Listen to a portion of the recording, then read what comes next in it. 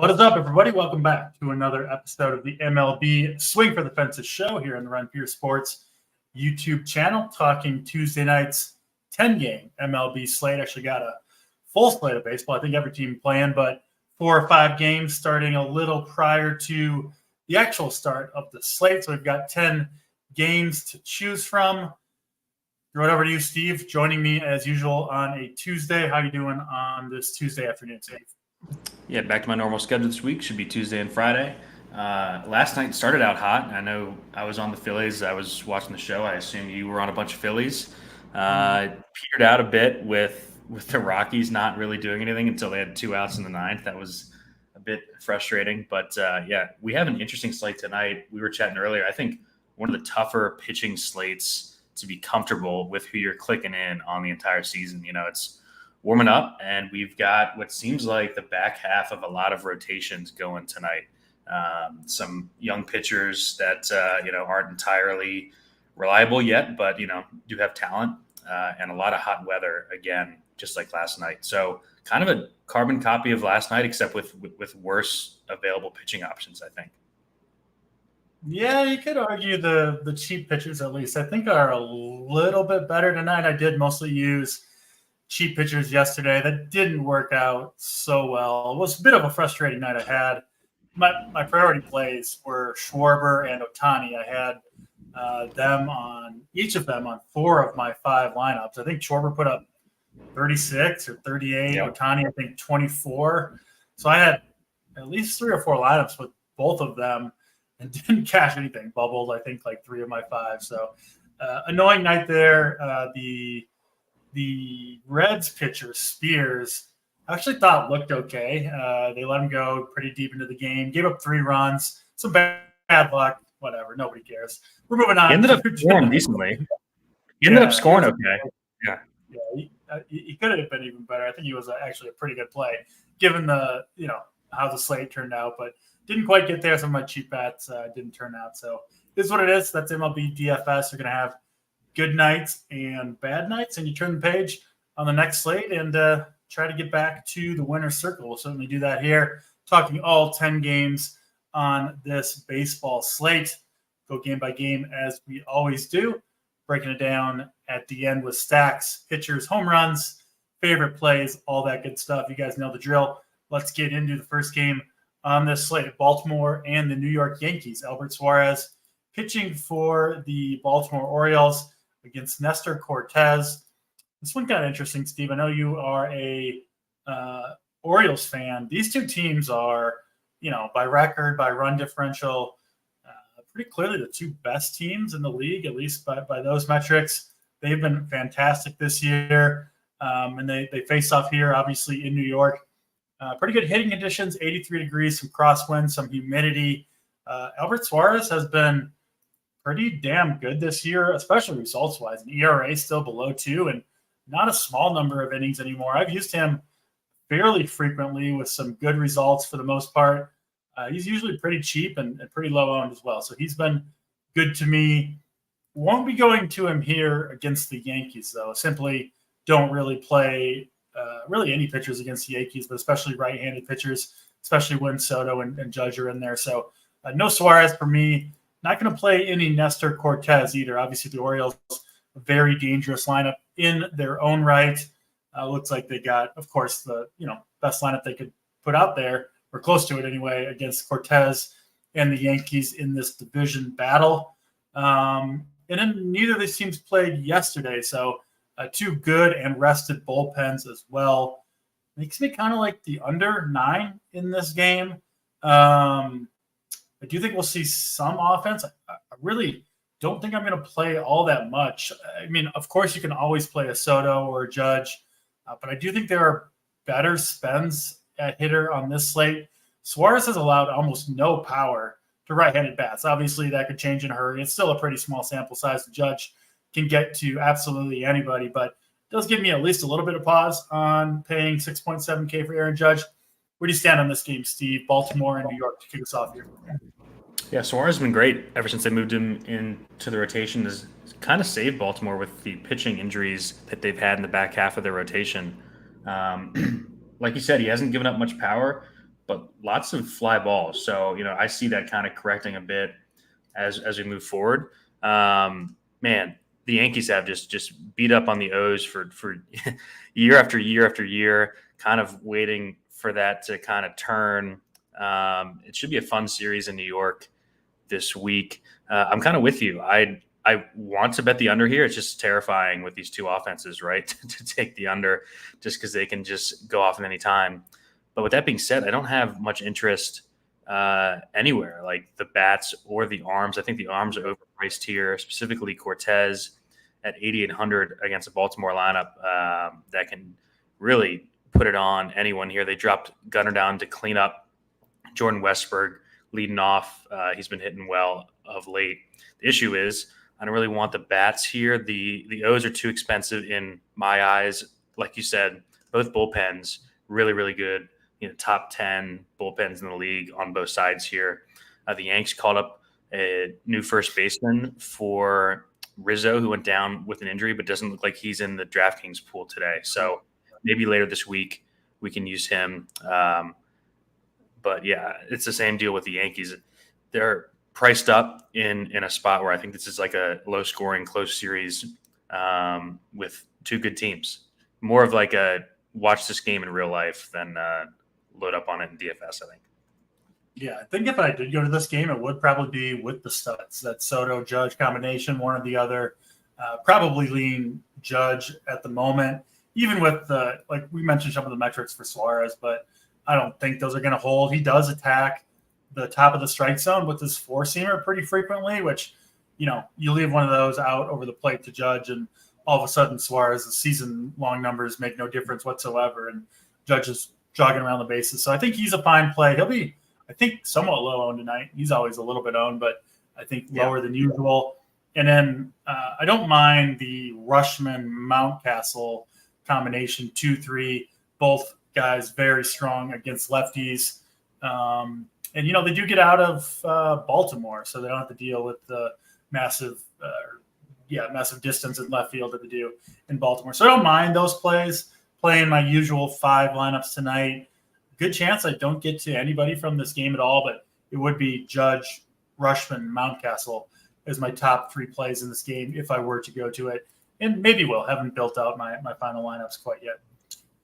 Let's get to Boston and Toronto up next. We've got Chris Bassett pitching for the Blue Jays against Tanner Houck. Both these guys pretty good pitchers, at least results-wise. I think we'll get some ownership on both of these guys. Sabres got Bassett around 20%, Houck around 10%. The price tag is pretty high for Tanner Houck. He's earned the price tag, no question about it, 10.3K.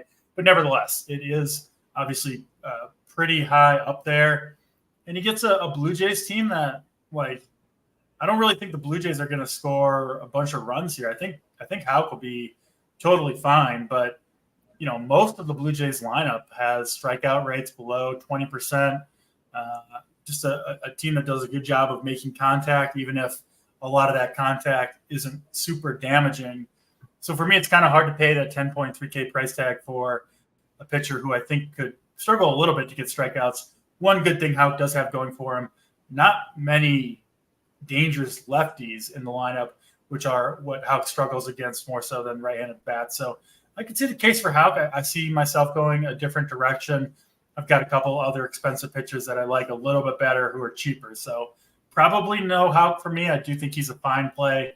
And then I don't really get the ownership on Chris Bassett, who, again, he's actually been pretty good. But, we were talking in chat. He did have a pretty good game against Milwaukee in his last outing, but prior to that, his matchups couldn't really get much better. At Oakland, Pittsburgh, at Chicago White Sox, against Chicago White Sox, Tampa Bay, right? So 5 really strong matchups in a row for Houck before his last one, which coincidentally was his worst one of the bunch.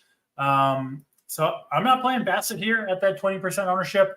I am interested, Steve, in these Boston lefty bats. Bassett has, in my opinion, some of the largest true splits of any pitcher in baseball with a decent sample size. Gets hammered by lefties. Rafael Devers, seeing him around, I don't know, 3 or 4% looks like an amazing leverage play. I mean, you don't even need the leverage, but the leverage I think is a bonus. Just an awesome play in general. I like Jaron Duran some. Emmanuel Valdez is cheap at the top of the lineup. He's shown some power against right-handed pitching. So I like these Red Sox lefties. It is definitely Devers, my favorite play of the bunch, and then probably not going to play any Blue Jays myself. What about you, Boston and Toronto? Yeah, it stinks that Hamilton left the game last night. He's really coming on of late.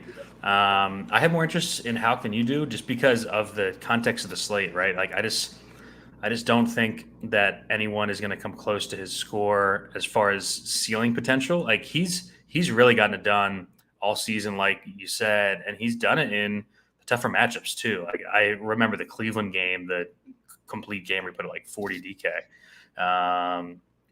Yeah, it's not the great strikeout spot, but that's why he's going to be low owned. I'm definitely going to be over the field on Houck here, not going crazy, but if he's under 10%, I'll probably play 15 to 20% of Houck here. Yeah, I mean, the estimators are all great. He's got a 2.08 ERA. I just think he's by far like the best up top play on the slate here. Gets the park upgrade going to Toronto, which we like. I just think he's going to be under-owned in the context of the slate, given the fact that the guys that we're going to be playing are not top arms. So give me some Houck here, and I'm with you on the Bassett fade. I think Bassett ends up higher owned than he should be. He's been super lucky, and like you said, the super easy schedule that Tampa, 2 White Sox, Pittsburgh at Oakland. I think this is a spot for him to struggle here. It gets torched by lefties. Boston has been crushing right-handed pitching of late. Top 7 in weighted runs created plus, 6th in ISO over the last month. Losing Hamilton hurt, like I said, but they do get O'Neill back. Yoshida's back as well. Rafaela starting to hit there in the 9-hole too. Hit a big home run last night. So I wish they were cheaper, I think is the only thing. Like the big bats here, you're playing Devers over, and Duran over, like the true studs of the slate. But I think Boston is an awesome tournament stack. We'll do this at the end, but I'll probably have them as my top tournament stack. Contrarian stack, that is. They were my GPP stack in my cheat sheet today. So we're on the same page there. Probably will mostly stick to the lefties. Again, Rafael Devers is my favorite there. Big T, he's not a fan of your background there, Boyd, with the plain white wall. It's kind of hard to argue in your favor. I was a little concerned. He didn't come out, which was the worst background. I was worried he was going to come after my mountainous Colorado background here, but I know Big T's a hater of the great outdoors. So, but apparently he likes the great outdoors better than the plain gray white background. So, any words for Mr. Big T there? Well, the issue is I pay the same for my small apartment in Chicago as his entire house. So he's got like all this room where he has an entire room where he can put shit behind him. This is like, I just have a small apartment here in Chicago. Yeah. I've actually gotten some shit for not having as much stuff up on the walls as I should. It's kind of sitting in the corner there. So maybe I'll do something for the background at some point. I'm with you there. I don't need a lot of shit on my walls. Whatever. What am I going to go? Is I go stare at the paintings on my wall? No, that's not going to happen. I'm looking at the TV, right, or the computer. But I do like the Chicago flex on Big T living in Hickville there in Kentucky. So good stuff. Good battle between T and Boynton. Detroit and Atlanta up next. Going to be another hot night in Atlanta. 85, 90 degrees. Wind's blowing in though, which we have seen. Seems like affect the ball flight in Atlanta quite a bit. We've got Casey Mize pitching for the Tigers, who I'm not a believer in. He's had some rough outings, but I think more are coming his way. We did see Reese Olson shut down this team, but I think Mize is definitely worse than Olson, and I do like the Braves a little bit here. They've been obviously swinging a little bit better bats as of late. And then Spencer Schwellenbach pitching for the Atlanta Braves, who I actually kind of like him quite a bit here. He's made 3 starts at the big league level this year. they've been mediocre at best. A 6.3 ERA is obviously not great. The strikeouts haven't been there. He has had 3 relatively tough matchups. Washington, his opening start wasn't all that tough, but it was also his best start. 5 strikeouts over 5 innings in that one.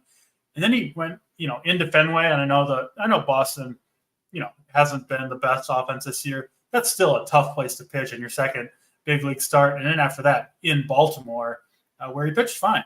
12 DraftKings points in that one, made it through 6 innings, 2 earned runs. They let him throw in the mid to upper 80s for pitch count. I think they would let him extend beyond that in the right circumstances, which could be tonight against the Tigers, who obviously have a light hitting lineup, a decent amount of strikeouts in there. And looking into Schwellenbach some, came away kind of impressed both by his stuff, just his raw stuff. He throws 4 or 5 different pitches, mixes it up well. Velocity looks good. And then his underlying metrics look good too. Getting ahead of a ton of hitters, a ton of 2-strike counts, first pitch strike rate way up there, overall strike rate very high for Schwellenbach. He's getting 40% chase rate on his pitches. So if you kind of add up all those things, you certainly think that there's some upside for Mr. Schwellenbach. A little distracted here because it looks like Wiley is trying to come in here. I don't know if that's a mistake or if Wiley's trying to join the baseball show. Do you see that down there, Steve? I don't know if you can see that or if it's just me with the admin account. Yeah, no, I can see that too. So should I add him here? Or I don't know what to do. We'll keep it going for now. Wiley, if you're trying to get on the show, send me a text and we'll let you join. No problem with that, but a little bit strange. Yeah, Steve, over to you. I do like Schwellenbach here quite a bit. I know I got a little bit distracted, but Braves and Tigers, what do you think? Yeah, Schwellenbach, like you said, a bit of a rude introduction to the majors with his early schedule, having to pitch in Fenway and at Camden. But now, like you said, he gets a home start against Detroit as a big favorite, talented young arm, skip AAA. They clearly believe in this guy. The price is right, big favorite here. And on a slate, like we're going to talk about it, there aren't a ton of slam dunk pitching options where you're like, man, kind of have to play this guy. I'd feel bad skipping him. So that's kind of why I think he's a good play here. I do like the price tag.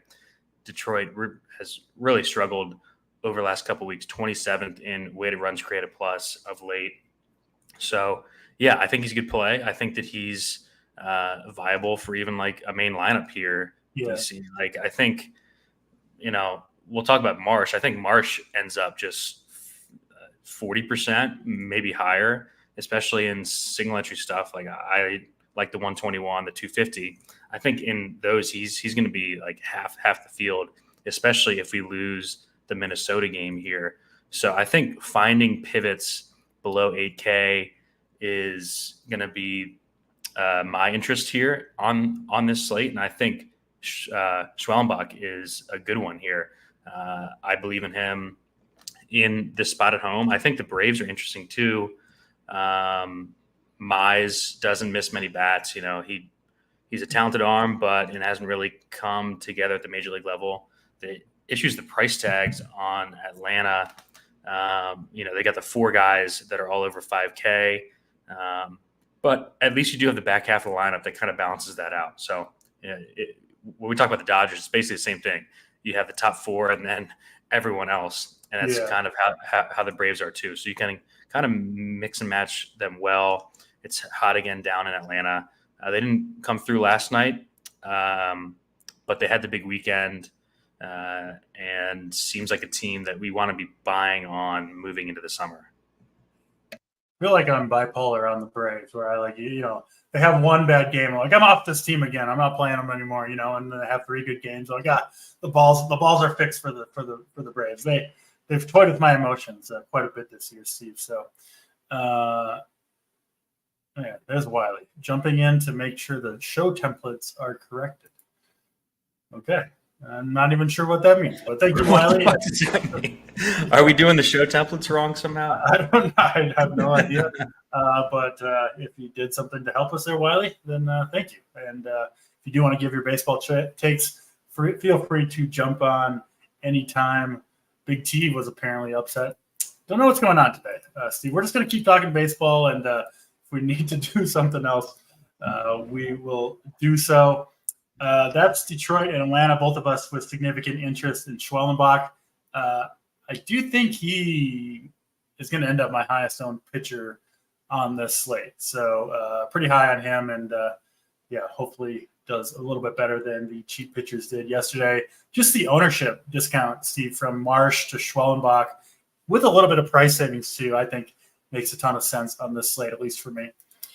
Tampa Bay and Minnesota up next. You mentioned possible weather issues in Minnesota. I'll pull that up and look at it while you are talking about the game. But we have Pablo Lopez pitching for Minnesota. I know he's frustrated. Certainly a number of people this year has been kind of all over the place. He's had some pretty tough matchups.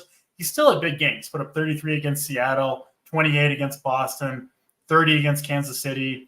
But then he's had, some pretty rough runs when you didn't expect him to. 2 points against the Nationals. Even last time out against Colorado, you expected more than the 18 that he gave you.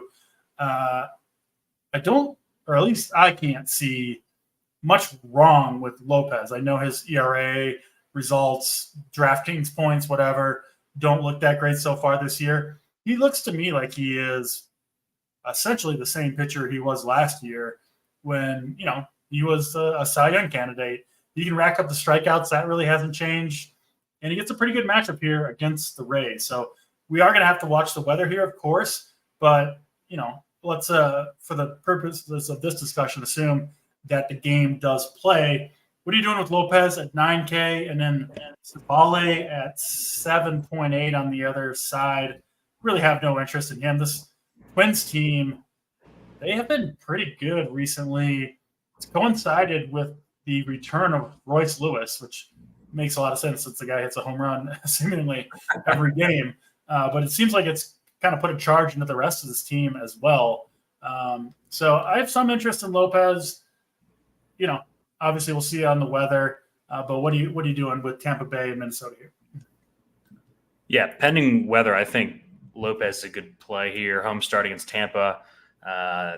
They're really struggling with the bats, especially against righties. 27th weighted runs created plus, dead last in ISO over the last month. They did get the two lows back. So I think if you're not playing Lopez and this game does play, I think that those are the two best bats on the Tampa side. But yeah, like you said, Pablo hasn't had the season that he's wanted. An ERA over 5. He's been extremely unlucky. I think I saw all but 2 of his barrels on the entire season have gone for home runs, which is just super unlucky. And, the underlying stuff kind of points that out. 3.36 xFIP, 3.28 Sierra, which should correct as we progress through the season. If the weather holds here, I really like him as a play. They're at 9K, especially on a slate, like we said, where there aren't slam dunk plays. I think he's a safe home play as a favorite. And then the Twins, right? Even Correa has been hot in this lineup. I've kind of missed all the, the Twins blow up games, which I've been playing whack-a-mole with them for a couple of weeks now. So that's been frustrating. But yeah, I think that the Twins, outside of the obvious spots, are in a decent place if this game does play, because if the weather does miss, it is going to be humid there with the storms in the area. So I think the Twins are a reasonable stack here, but my main interest, if the game plays, is with Pablo Lopez at 9K. Yeah, looking at the radar here for Minneapolis, it's a long, thin line of storms that will, I think, almost certainly pass over the city and dump a significant amount of rain. But then I think it will be fine after that. So we're a long ways from this game starting. 3 hours and I don't know, something like that. 3 hours. But I think this game starts in delay. I think that delay doesn't last long, and then I think the game will be fine to play after that. So obviously things could change. That's my expectation as of now, looking at the radar, amateur weatherman that I so pride myself in being. That's Tampa Bay and Minnesota, San Francisco, and the Chicago Cubs up next. Another Wrigley win game. Is this essentially the exact same weather as yesterday? It sure looks like it. 90 degrees, humid, and strong winds blowing out to left center field. We saw that game looked like it was going to be a complete bust for a lot of it, and then it certainly picked up late. Ended up 7-6, I believe, was the final score. So both teams kind of burned through their bullpens a little bit, especially the Chicago side. We've got Justin Steele against Logan Webb. Both of these pitchers are really Logan Webb is kind of an established, I don't know, I'd call him a sub-ace. He doesn't get quite the strikeouts, but a guy who's been very, very strong at run prevention for a long time. Now, obviously pitching half his games in San Francisco, and another, 25% on the West Coast. Different situation here, pitching in Chicago. He is a pitcher who does a good job keeping the ball on the ground. I mentioned that for Jordan Hicks yesterday, who the Cubs really didn't do any damage against Jordan Hicks. They got to the bullpen. Both of these teams did. But Justin Steele, I think, is the more interesting player to target if you're chasing home runs. He is a good pitcher, too. Kind of had a little bit of a dream season last year. Was banged up to start the year. This year has come back and has pitched well in the last 4 starts. He has had, I think, pretty good matchups in general. And I think this Giants team is sneaky against lefties, Steve. I played the Giants against Framber Valdez in San Francisco 5 days ago. We'll talk about Framber in a minute, of course. They got to him, and I think they could get to Justin Steele here. Like Elliot Ramos on fire, Matt Chapman, Jorge Soler are, some of the best lefty mashers that we've had in the game for the last 3 or 4 years. And they're kind of hot right now. So I like this Giants team quite a bit against Justin Steele. Way more interest in them for me than I have in the Cubs bats. But that said, I don't think the Cubs bats are bad plays. Just looking in a different direction here myself. Not going to pay $9,700 for Webb or the $8,200 price tag for Steele. It's the Giants' righty power here that interests me. What about Steve? What about you, Steve? What are you doing with Cubs and Giants? Yeah, interesting because this game picked up a ton of ownership last night when we thought that the Dodgers were going to come in highest owned. I was actually talking with JT about this during the slate. This game actually ended up higher than Coors last night, which was surprising. I think that it kind of flip-flops with these two pitchers on the hill. I don't think the majority of the lobby is going to be clicking on bats against Steele and Webb, like two arms that everyone knows, Webb with the big ground ball rate. This is you're playing the weather spot, right? With a bit of a lean or a strong lean for me to the Giants side, just like you said, they've been smashing lefties with this new healthy lineup, with Ramos seemingly hitting a bomb every slate. Patrick Bailey is a good stick at catcher.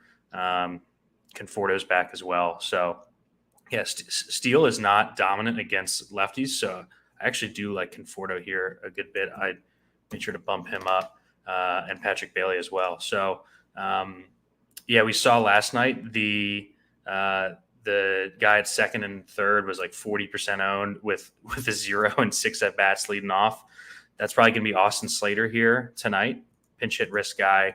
If you're playing Dodgers with Giants, I think a way that I would get different is maybe try to steer clear of an Austin Slater there if he ends up leading off, because he's coming out of the game the second Steele does. So, I'll be using Giants here. I'm debating 5-manning them on my main. Like we were saying before the show, this is the warmest it's been in Chicago since I moved here like 5 years ago. And it's supposed to be like this all week, which is cool because we have both teams at home this week. So awesome time here for bats. I do lean the Giants side. I think the Cubs are okay. Really scared of the ground balls. They did lose Talkman yesterday. I think they just put him on the IL today. So I'll be interested to see what that lineup is. It will be cheaper for the Cubs. Yeah, they do have Michael Busch in the 2-hole. Hit a home run yesterday. He's 4,300. I think he's interesting. I personally can't pay the $5,600 price tag for Bellinger against Logan Webb. And just not that many bats. Seeing some love for Logan Webb here. If he was cheaper, I'd be in. But like I don't even like him at this price point in like San Francisco. So I just can't put Logan Webb at that price point. The Cubs have not been good with the bats over the last few weeks. This is like strictly they're at home, it's 91 degrees, and the wind's blowing out play.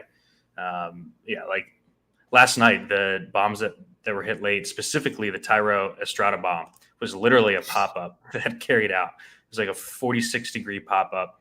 You just have to get the ball in the air. We'll see if it happens tonight. Yeah, anyone with like a parlay boost or a sportsbook boost, I think the Giants should be favored in this game. I think it's a little odd that this is a coin flip, so I'll probably put in a little cheese on the Giants just to beat the Cubs straight up. Like them, and I think Logan Webb's better than Steele, and I like this lineup a lot better for the Giants than I do the Cubs. Plus, I think a bullpen advantage for the Giants as well. So I do like that money line for anybody interested in making a wager. That's the first half of the slate. We got 5 games left to talk about. After that, of course, we'll do stacks, pitchers, home runs. But a good time to remind you, hit the like button. Got a good crew watching. As always, we do appreciate it. Helps us bring you guys these shows free of charge 6 days a week. If you're watching, if you're enjoying the show, do us a favor, hit the like button. And, of course, we've got all the winners for every sport over at Run Pure Sports. The Prez, Wiley himself, $45K to wrap up the NBA season last night. I know it's a little bit of a dead time for sports, but we've got golf, baseball, MMA, Euro 2024 is going on, NASCAR, whatever you need, esports. We got it all over at runpuresports.com. You can use promo code DC15 to get 15% off your first weekly or monthly payment.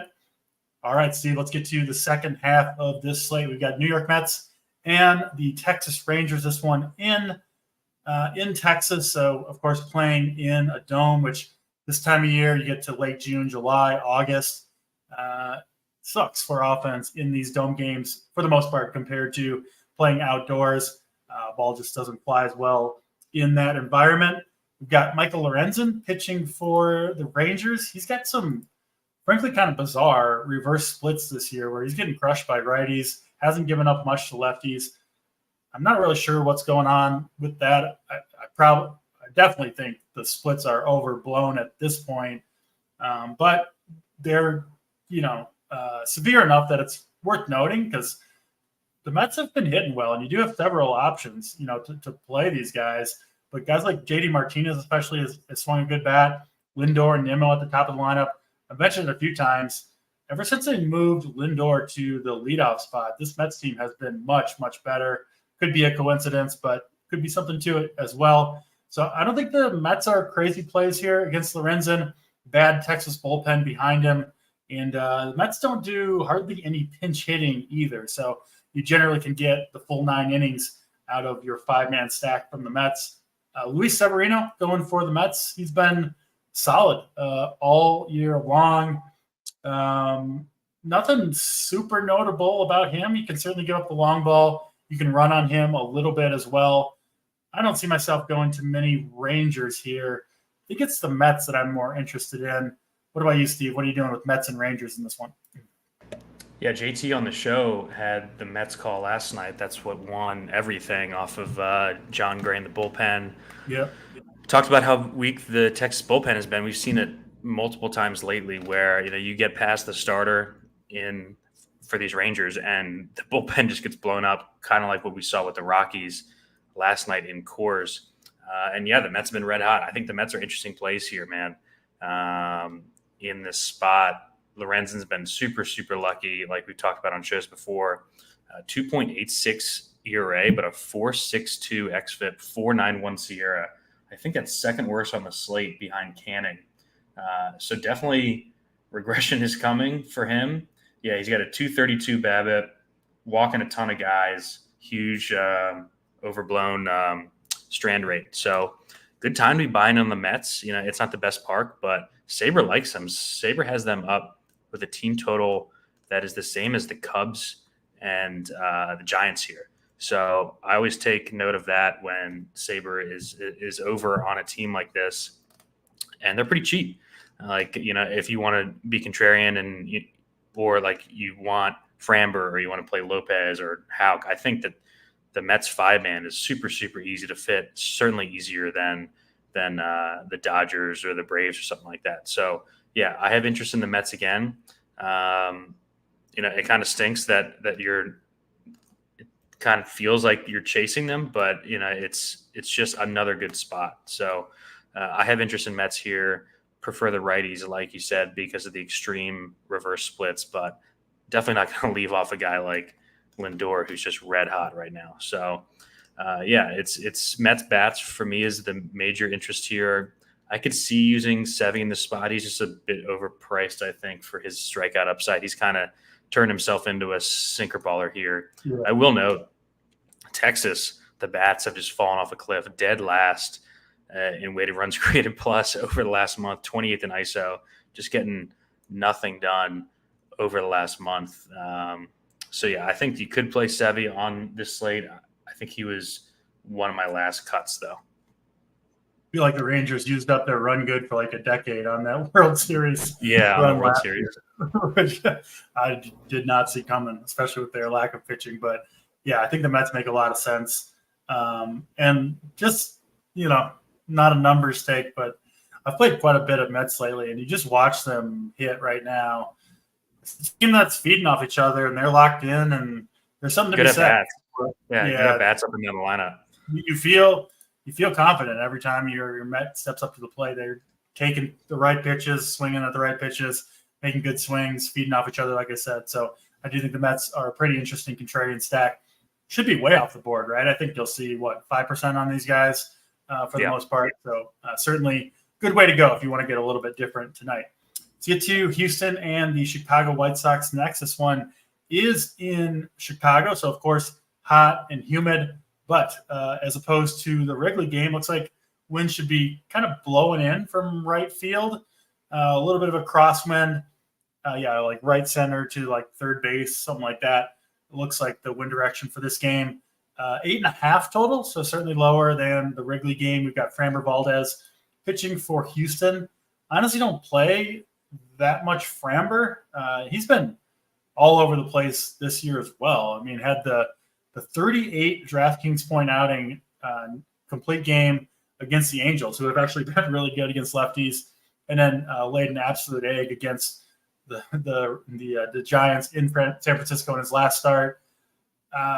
I expect him to bounce back here, and I really like Framber Valdez. He is actually my favorite spend up on this slate. Obviously, not scared of that White Sox lineup whatsoever. It is hot, but I think the winds are favorable for pitchers, and Framber obviously keeps the ball on the ground anyway. So I like Framber quite a bit here. I think he seems really safe, and it does seem, just anecdotally, Steve, like he's sometimes, when he gets a bad outing, he bounces back in a big way. So I wouldn't be surprised to see him, extra focused and doing his thing, getting those grounders and hopefully enough strikeouts. Probably can get them against this Chicago team to put up a big score. So I'm in on Framber. Jonathan Cannon, I did not use him against Seattle. I used a lot of pitchers against Seattle. He was cheap. Regretted that one. He looked good there. Yeah, 104 pitches, 7 strikeouts over 7 innings, just 1 earned run allowed. Not really buying it. I think that kind of a function of the park and the matchup for him.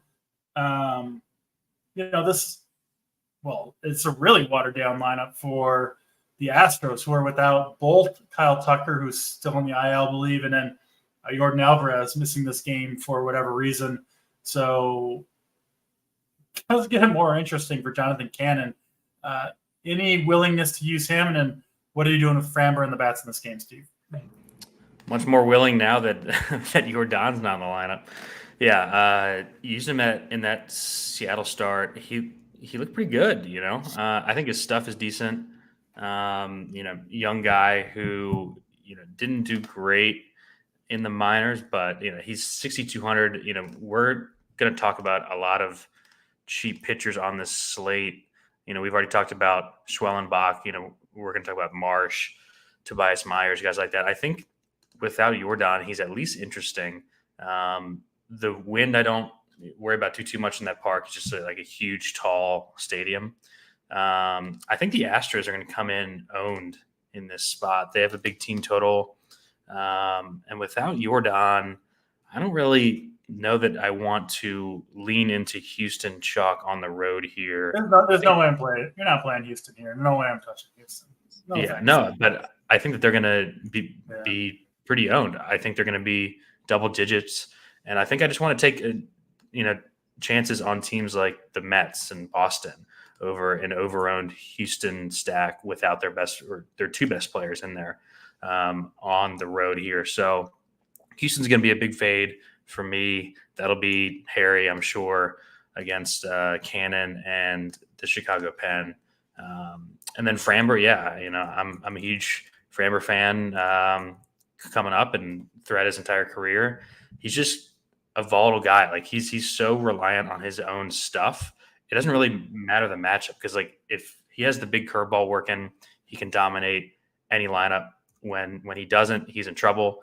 And you kind of see that with his results. He just kind of yo-yos and it doesn't really matter who he's facing. It's all about his specific stuff. So I tend to like to play him when he's cheaper than this and lower owned than this.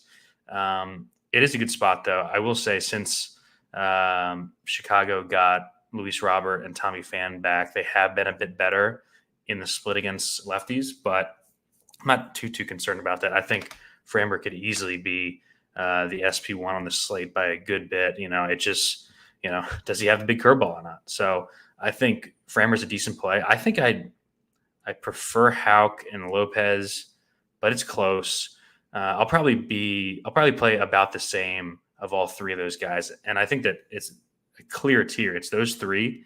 And then I don't want anyone else until Alec Marsh, personally. So, I think I'm going to be on the two arms in this game after all. Looking at Cannon, he'll probably be a little bit higher than this, but Sabres got him between 1% and 2% owned. He looked good in his last start. The stuff looked okay or decent at least. He's thrown over 100 pitches in 2 of the last 3. No Jordan, no Kyle Tucker. You get the leverage against a fairly popular stack, we think, as well. I wasn't planning to play any Jonathan Cannon, but no Jordan Alvarez makes a big difference. Who else in this lineup? Obviously Altuve can hit, but Cannon's been good against. He's been good against right-handed bats so far in his young career, and he's getting 7 tonight, at least 6 in this lineup. And the lefties are Cabbage and Caratini and Singleton. Yeah.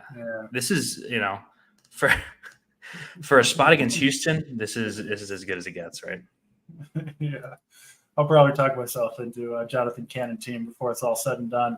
Sorry, Squid. I know you say don't play Jonathan Cannon, but he's cheap, and it's a watered down Houston lineup, and he's playing both arms at Wrigley with the wind blowing out. So, all right. Well, I'm not listening to Squid. Maybe one of us will win, Squid, but it's not going to be both of us. Dodgers and the Rockies are up next. Of course, a high total in Coors Field. Highest total on site sitting at 11. A little bit cooler in Coors tonight, 70 degrees. Winds, crossed wind, so not the hitter's paradise we saw last night. Still an awesome hitter's environment, but not quite the same as 90 degrees and winds blowing out. But nevertheless, Steve, you got to love the Dodgers here against Mr. Gomber, who has weirdly been better at home this year. I don't put much stock into that. What I do put some stock into is his reverse splits. He's been hammered by left-handed bats, a 280 ISO. You don't really see a number that high over the last 2 years combined. And, of course, the Dodgers, their two best hitters, Ohtani and Freeman, both swing from the left side. Got to love the Dodgers here. Again, as always, I'll be trying to get the big bats from the top half of the lineup in there. But, yeah, I do expect another big game out of them. Of course, a horrible bullpen behind Austin Gomber as well. The Dodgers, Walker Buehler has seen his price finally come down $1,000 to 7,300. Was kind of living in that mid 8K range. That's not enough for me to jump in on the Walker Buehler train, even against the Rockies. Just not a believer in his right now. Not getting many strikeouts. Anyone can shut down the Rockies. We've seen it plenty of times, even at Coors Field. I'm personally not doing it, but he is going to be super low owned. So I guess I can understand the argument. I don't think you're going to talk me into it, but perhaps. And then I do kind of like the lefty power for the Rockies, specifically McMahon and Nolan Jones, I think are pretty strong plays against Walker Buehler and the Dodgers. But what about you, Steve? Obviously, always a big question mark. Anytime you have Coors Field on the slate, what are you doing with the Dodgers and the Rockies here? Yeah. A lead spot here for the Dodgers, like you said. I was going to make the same note about the lefties, left on left against Gomber. Don't be afraid to use Ohtani and Freeman here. I think they walked Freeman, was it 5 times last night? Maybe 6 times. They walked him every time he came up. Really like both of the lefties here, obviously. And yeah, so they called up Vargas. The lineup's just easy to play. Even with the 3-6K guys, you play Vargas, you play Rojas. Rojas has been good this season. Yeah. I'm not sure it's because, they're picking and choosing perfect spots to use him. However, they've managed Vargas. He has been a good player. So I'm in on Dodgers here, obviously, total over 6. I think I'm going to force both lefties in my Dodgers stack, just hoping that people don't play both of those guys. And then, yeah, the back half of the order, guys like Kike and Chris Taylor have been awful this season, yes. But, if you just watch that game last night, the Rockies just bring in reliever after reliever who have 8 ERAs. You don't have to be an all-star hitter to, hit an RBI double off of these guys. So, they've just been so bad. So, yeah, all systems go on the Dodgers. They'll be popular, but for good reason. And that's why we're talking about pitchers like Jonathan Cannon on this slate. So I have a little bit of interest in Buehler. We've talked, I think we've been on shows together for most of his starts. And basically what we've said is he's priced 2021, 2020 Walker Buehler, not current. And they finally dropped this price $1,500 coming into the start. We've used pitchers at Coors this season, especially road pitchers against Colorado. I'm hoping that I'm not letting what Paxton did last night to this lineup cloud my judgment. I don't think that he's a great pitcher right now. I don't have a ton of confidence that he's going to regain his form or anything. But he's down at the same price as Alec Marsh. He's 300 more than Spencer Schwellenbach, who's made 3 starts above AA. We're talking about playing guys like Myers and Cannon. I'm going to have him in the pool tonight. I'm not sure if this is his swan song from me, DC, but this is it. I've been talking about, I'm not going to play him until he's 7K. They dropped his price. He's against the Rockies. I'm going to have some. So for better for worse, I'm going to. Yeah, for better for worse, I'm going to have him in the pool. He is going to be low on, so I don't have to play much. Does the fact that it's Shohei Ohtani's dog's first birthday today influence your interest in Shohei? No. It was Kikuchi's birthday yesterday, and he gave up 5 bombs. So no birthday narratives in play for me. And for those wondering about the conclusion to the draft cheat Mangone saga, he has agreed, reluctantly so, to attend the Dodgers-Rockies game with me on Thursday afternoon. So, hey, if you're in the Denver area and then for some reason want to hang out with Mangone, hit me up and maybe you can join us. For some reason, want to hang out with Dodgers and Rockies on Thursday afternoon. All right. 2 more games to talk about: Milwaukee and the LA Angels. Griffin Canning and Tobias Myers, 2 righties. Canning just kind of hanging on this year, not doing a whole lot. A guy that we certainly want to target against with lefties. I think the Brewers make for a pretty interesting, I think, somewhat contrarian stack. Christian Yelich leads the way. Turang, I think, is a pretty good play. And then, Contreras and Adames, these guys have crushed right-handed pitching all year long. So I think the Brewers are somewhat sneaky, bad bullpen from the Angels as well. And then we have mentioned Mr. Tobias Myers a couple times in passing. He's pitched well for the Brewers, back-to-back 20-plus fantasy point outings. Threw 100 pitches 2 starts ago, and then only needed 66 to get through 6 innings against Toronto. I think that was a close game when they pulled him, and I think it was, they have good bullpen arms. So I wouldn't be worried about that pitch count number. He was just super efficient and, maybe tells you they're not going to let him, pitch deep into the game if it's close, no matter what his pitch count is. But I do think he's at least capable of going, 90-plus pitches and obviously, throwing 6-plus innings. He's done it twice in a row now. So I think Myers, 6,500. I know it didn't work out with the other Brewers right-handed scrub pitcher yesterday, Carlos Hernandez, whatever his name was. But I kind of like Myers. It's the exact same spot, another mediocre arm. He's a little more proven, and I'm interested once again. Your thoughts here, Steve, Angels and Brewers. Yeah, I like Myers more than the guy who went last night. I'm not sure that we're going to have to remember his name for long based on how it's gone so far for him. I think Myers is in a decent spot here. Wrote him up on the playbook. 2 successful outings in a row against Detroit and Toronto. We just talked about no one wanting to play Hawk against Toronto because they don't swing and miss. So, I'll count that as an impressive outing. Angels have really fallen off a cliff. They're much, much worse against right-handed pitching. I'm not sure if you mentioned that. Yeah, they're 25th in the split over the last month. 6,500 here. I like him. I want the top bats on this slate. I think that the top 3 arms, while we like them, I think that you can easily poke holes in all 3 of Houck, Framber, and Pablo on this slate. It's not like we have a Paul Skeens in a good spot or like a Glasnow, something like that up top. I think Myers is a reasonable play. I think he's, besides Marsh, I think he's the best. Do you know yet between Myers and the Atlanta arm who you like more? I think it's I like Schwellenbach better. I just have more faith in his actual talent as a pitcher. Now, for one, could be wrong on that. But he is also a home favorite that helps too. You get the win bonus. Yeah, I do like Schwellenbach a little bit better. Ownership wise, does look like Myers. It's very close. Sabres got Myers slightly favored. If it was like a big difference in the ownership, I would lean the lower owned guy. It's close enough, I think.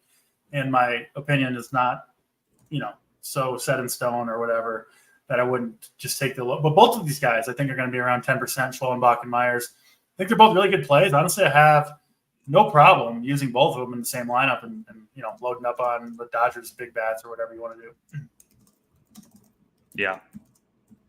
No, all so right. yeah, so that's kind of where I'm at. It's Myers, and I think you can play Brewers here.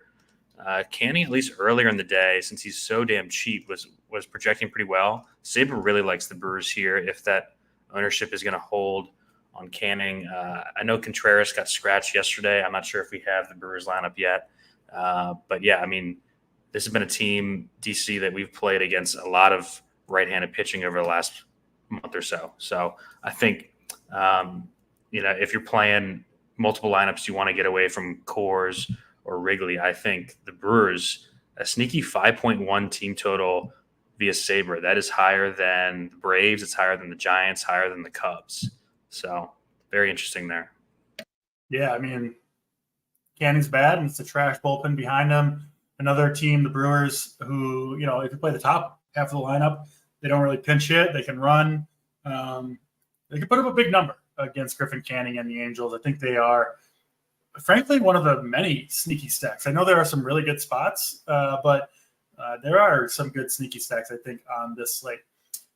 Last game of the night, it is Kansas City Royals and the Oakland Athletics. 8 total in this one. Royals, slight favorites, sitting around minus 130. We've got Alec Marsh. Mentioned him several times already.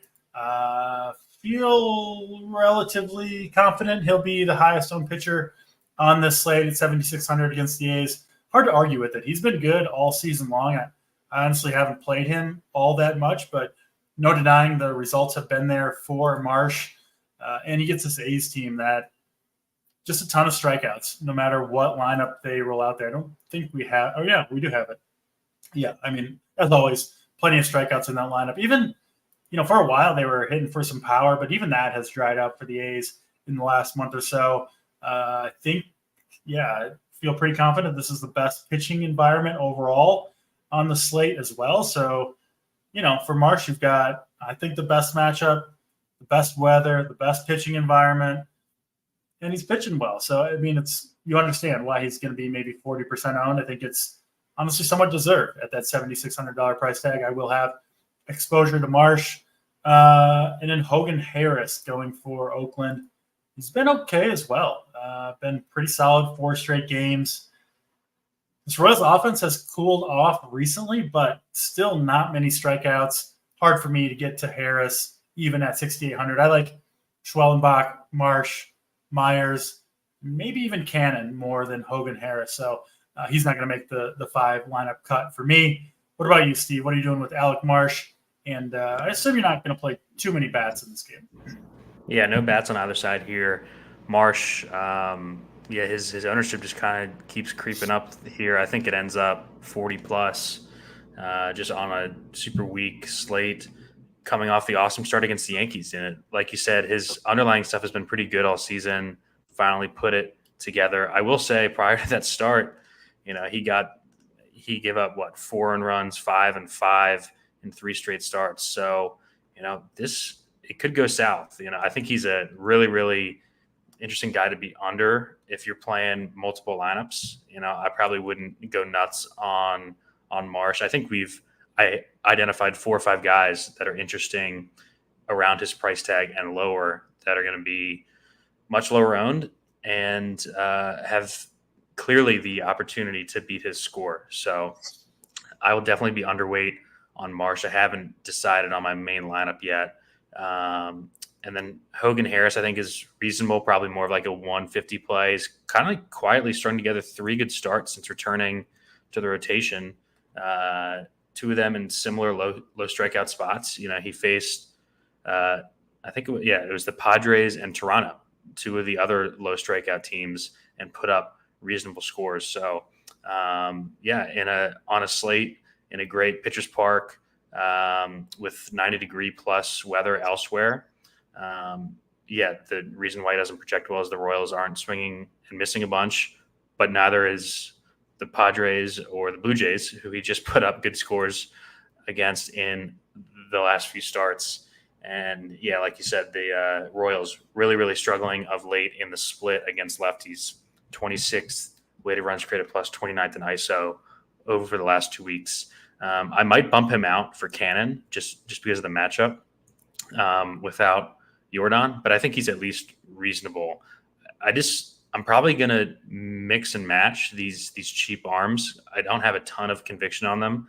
I just know that I want the cheap arms with the top bats on this slate. So, I'm playing 20 lineups. I'll probably be under on Marsh and slightly over on the rest of them.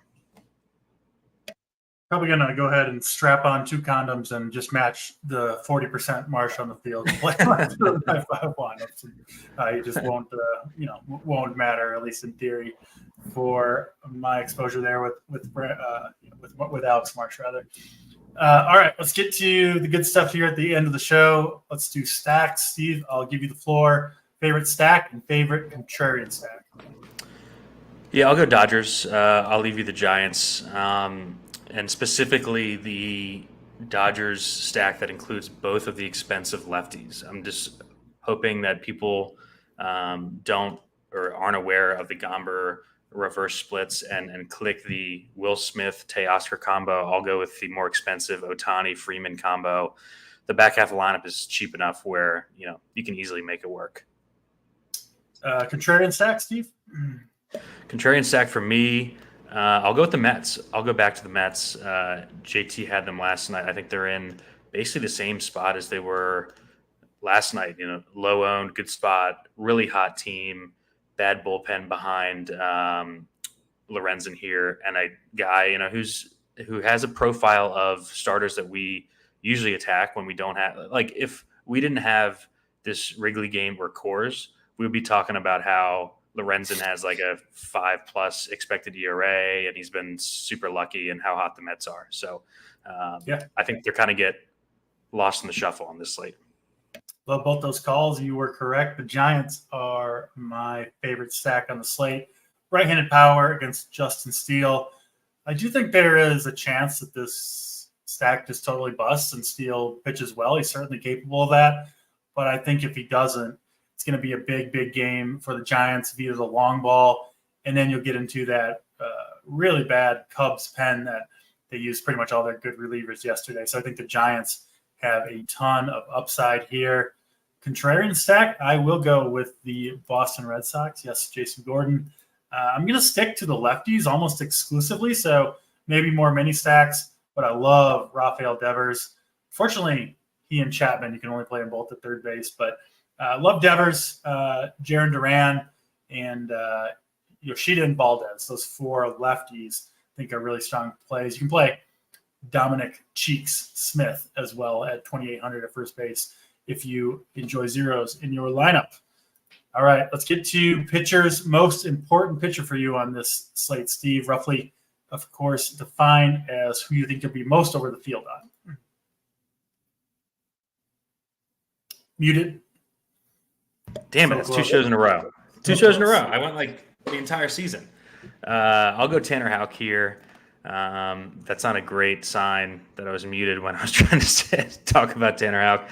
I just think that he comes in super low owned as a guy who's just been absolutely nails all season, has shown upside in tough spots. I like playing these guys that I think are aces in the perceived tough spots that are low owned. We've talked about it a bunch with like the Reagans and guys like that. So I'll go with Houck just because I think that he fits with these contrarian stacks that we like, DC. Like, I think that he fits well with the Mets. I think he fits well with Boston. I think he fits well with the Brewers. A little bit cheaper stacks like that. Our guy Squid is offering you free lunch, Webb versus Houck. I assume you're going to take him up on that one. Yeah, DM me, Squid. All right. Most important pitcher for me is going to be Braves rookie Mr. Spencer Schwellenbach. I'm a believer in his. I know he hasn't pitched super well so far. I think he's got a lot more in there than he's shown. Good matchup against Detroit, good price, and I think relatively low ownership as well. So Spencer Schwellenbach going to be, I think, on 3 of my 5 teams. So I'll be well over the field on what should be around a 10% number on Spencer. Home run call, Steve. Who's going yard tonight? I'll go with a guy who just got called up. I'll go the cheaper bat for the Dodgers. I'll go with Miguel Vargas. Goes deep for the Dodgers tonight. We got 2 out of mine yesterday. Kyle Schwarber with the double dong, but I'm going with Rafael Devers against Chris Bassett. I think you'll get him around 5% owned against a relatively high-owned pitcher. Love the Devers play. Really good contrarian leverage play there. He can do some damage off of Bassett in that Royals pen. Finally, your favorite overall offensive player on the slate. I think I know who yours is, so I'm not going to steal it. I'll go to Freddie Freeman, 6,300 left on left. Freddie Freeman. We're either going to look awesome for this or like complete idiots spending, $14K on 2 left on left bats. But I just really like the spot for both those guys. So I'll go with Freeman. Love it. Love Freeman. I will go with Jorge Soler down in the 6 hole for the Giants. Did you think I was going to go with Elliot Ramos? Yeah. I was going to until you said you knew I was going to go with. And I changed it to Jorge Soler. Love him today against Steele. Just got to get it up in the air, Soler, and the wind will do the rest. that will do it for this show. We'll be back same time, same place tomorrow. Appreciate all you guys watching. As always, hit the like button on your way out if you haven't yet done so. And we'll see you tomorrow at 4:45 Eastern time for Steve Boynton. I'm Draft Cheat. We're out of here.